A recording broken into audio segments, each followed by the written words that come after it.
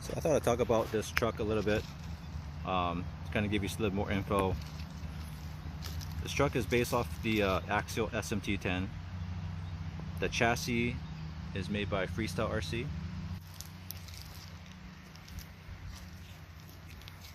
So everything, the axles, all SMT10.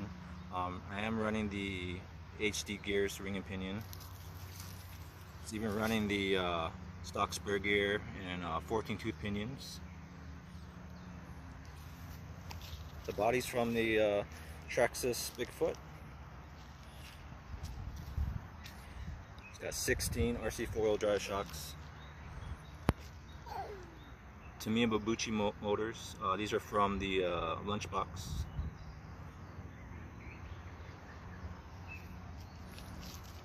J Concept tires.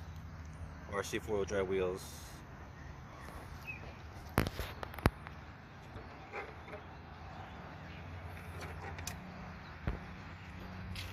Hobby Wing 880. Chrome battery.